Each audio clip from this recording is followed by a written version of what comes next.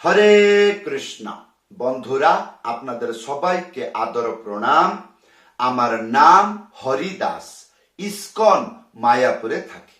আপনাদের সবাইকে স্বাগত জানাচ্ছি আজকের শ্রীখোল পাঠে। তাহলে বন্ধু, আজকে আমরা শ্রীখোল পাঠে কি শিখব? আজকে আমরা শিখব মাত্র একটা মন্ত্র, অত্যন্ত সহজ সরল মন্ত্র। শিখতে 5 মিনিট সময় লাগবে। তাহলে বন্ধু, আজকে আমরা শিখব একটা মন্ত্র। যদি আপনি একটা মন্ত্র শিখে যান তাহলে লাভ কি হবে? ধ্যানপূর্বক শুনুন।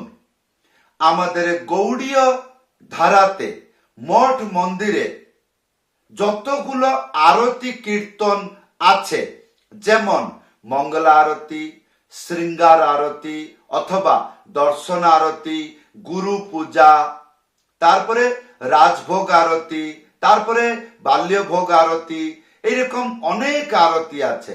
শয়ন আরতি, সন্ধ্যা আরতি, তুলসী আরতি, নৃসিংহ আরতি, এইরকম অনেক আরতি আছে গৌড়ীয় সম্প্রদায়। তাহলে বন্ধু, এই একটা মন্ত্র তার সাথে ত্যাহি আপনাকে শিক্ষা দিব। এটা তাড়াতাড়ি শিখে যান। এইটা শিখে গেলে যখন আরতি শুরু হবে, আরম্ভ হবে, এই মন্ত্রটি বাজাইতে পারবেন। যদি আপনি শিখছেন ইয়ার পরে কি বাজাইতে হবে, আপনি ভিডিওতে কমেন্ট করে জানাবেন। তাহলে নিশ্চয় ইয়ার পরবর্তী আপনাদেরকে শিক্ষা দিব। তাহলে বন্ধু, আসুন ধৈর্যপূর্বক ভিডিওটি শেষ পর্যন্ত দেখুন। কৃপা করে ভুলে যাবেন না, কৃপা করে চ্যানেলটি সাবস্ক্রাইব করে দিবেন। তাহলে বন্ধু, আজকে আমরা কি শিখব? আরতি কীর্তন তাল, তার মানে কাহারবা তাল। বাংলায় বলে ছোট্ট দাসপাইরি তাল। এইটা আপনাদেরকে শিক্ষা দিব, তার সাথে ত্যাহি। তাহলে বন্ধু, মন্ত্রটি এসে যাচ্ছে। কি লেখা আছে পড়ুন। প্রথম লাইন তাক খিনি ধা। তারপরে দ্বিতীয় লাইন এক ধিট্টি ধিট্টি তা ধা। তারপরে তৃতীয় লাইন তাহ তাহ টিটি টিটি তা। তাহলে বন্ধু আসুন, প্রথম লাইন তাক, একটা আঙ্গুলি মাঝখানে উড়িয়ে থাপ একসাথে বাজাবেন। কি বললাম? একটা আঙ্গুলি মাঝখানে উড়িয়ে থাপ একসাথে বাজাবেন। বাজালে কি হবে? তাক তাক। তারপরে খি নি ধা। এইটা হলো খি আর নি, তিনটে আঙ্গুলি মাঝখানে চেপে হালকা করে। তাহলে তাক খি নি, তারপরে কি ধা। কি বুঝলেন? হ্যাঁ, ধা দুটো হাতে বাজাইতে হবে। কেমন করে? একটা আঙ্গুলি মাঝখানে উড়িয়ে ধা একসাথে বাজাবেন। এই ছিল প্রথম লাইন। কি ছিল প্রথম লাইন? ধ্যানপূর্বক দেখুন। খি নি ধা। তারপরে দ্বিতীয় লাইন এক ধিট্টি ধিট্টি তা ধা। এক এক মানে বাজবে না, খালি এক। ইয়ার পরে ধিট্টি ধিট্টি, একটা আঙ্গুলি মাঝখানে চেপে হালকা করে ধা একসাথে বাজাবেন। কি হবে? ধি। তারপরে তিনটি আঙ্গুলি মাঝখানে চেপে টি। তাহলে এক ধি টি ধি টি। তারপরে তা ধা, একটা আঙ্গুলি মাঝখানে উড়িয়ে তা। তারপরে ধা, একটা আঙ্গুলি মাঝখানে উড়িয়ে ধা একসাথে বাজবে। ধা সবসময় দুটো হাত ব্যবহার করতে হয়। তাহলে বন্ধু, এই ছিল দ্বিতীয় লাইন। কি ছিল আসুন বাজিয়ে দেখাচ্ছি। এক ধি টি ধি টি তা ধা। ইয়ার পরে 3 নম্বর কি লেখা আছে পড়ুন। তা তা টিটি টিটি তা। একটা আঙ্গুলি মাঝখানে উড়িয়ে তা তা, ইয়ার পরে তিট্টি তিট্টি, একটা আঙ্গুলি মাঝখানে চেপে, এইটা হবে তি। তারপরে তিনটে আঙ্গুলি মাঝখানে চেপে টি, তাহলে তা তা তি টি তি টি তা। এই তিট্টি তিট্টি চেপে বাজাইতে হবে।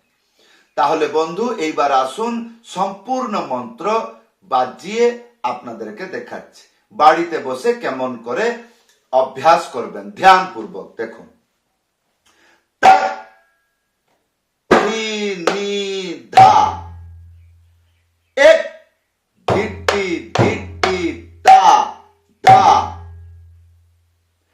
তা তা টিটি টিটি তা।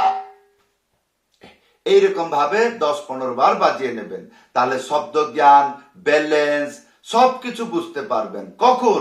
যখন ধীরে ধীরে বাজাবেন। ইয়ার পরে আসুন এই মন্ত্রটি যখন গানেতে বা আরতি কীর্তনে ব্যবহার করবেন শুনতে কেমন লাগে। আসুন। এক ধিটি ধিটি তা তা তা তা টিটি টিটি তা তা নি দা, এক ধিটি ধিটি তা তা তা তা টিটি টিটি তা। ইয়ার পরে আসুন ত্যাহি শিখব। লেখা আসছে ত্যাহি, কি লেখা আছে? নানা খেতি ধা, নানা খেতি ধা, নানা খেতি। তাহলে এটা কেমন করে বাজাবেন? না না, একটা আঙ্গুলি মাঝখানে উড়িয়ে না না, তারপরে খে, তারপরে তিনটে আঙ্গুলি মাঝখানে চেপে, এইটা হবে তি। তাহলে আমরা কতটুক শিখলাম? না না খে তি, তারপরে কি ধা, একটা আঙ্গুলি মাঝখানে উড়িয়ে ধা, একসাথে বাজবে। তাহলে না না খেতি ধা, না না খেতি ধা, না না খেতি। তাহলে ত্যাহি সাথে আরতি কীর্তন মন্ত্র মিলিয়ে কেমন বাজাবেন, এইটা অত্যন্ত গুরুত্বপূর্ণ শিক্ষা। আসুন ভালো করে জানবেন ত্যাহি সাথে ভজন তাল মিলিয়ে কিরকম বাজাইতে হয়। আসুন। দা, এক ধিটি ধিটি তা তা তা তা টিটি টিটি তা, নি দা, এক ধিটি ধিটি তা তা তা তা টিটি টিটি তা, নি দা, এক ধিটি ধিটি তা তা তা তা টিটি টিটি তা। নানা খেতি ধা, নানা খেতি ধা, নানা খেতি তা টিটি ধা, এক ধিটি ধিটি তা তা তা তা টিটি টিটি তা। তাহলে বন্ধু এইবার প্রশ্ন হবে গান গাইয়ে বাজিয়ে দেখান। আমি কি বলেছিলাম প্রথম দিকে? আমি বলেছিলাম যতগুলো আরতি কীর্তন আছে এই একটা মন্ত্র ব্যবহার করতে পারবেন, কিন্তু এই মন্ত্র সম্পূর্ণ আরতিতে ব্যবহার করতে পারবেন, কিন্তু আলাদা আলাদা মন্ত্রও লাগবে, যেমন মধ্যম, দ্রুত, এইগুলো লাগবে। কিন্তু আজকে আপনাদেরকে শিক্ষা দিলাম মাত্র একটা মন্ত্র শিখলে আরতি, যে কোনো আরতি শুরুতে আপনি এইটাকে বাজাইতে পারবেন। কোনটা? এই মন্ত্রটা। যেমন মঙ্গল আরতি, সংসার দাবা নললীর লোক ত্রাণায় কারুণ্য ঘনা ঘন স্তম প্রাপ্ত সকল্যাণ গুণানবশ্চ বন্দে গুর শ্রী চরণার বৃন্দ।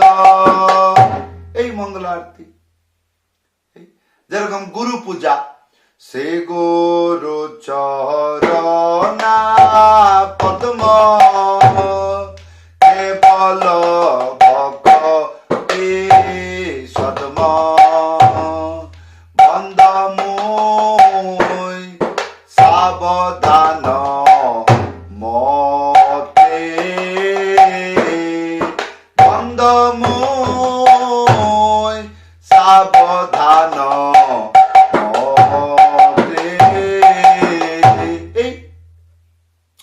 পূজা।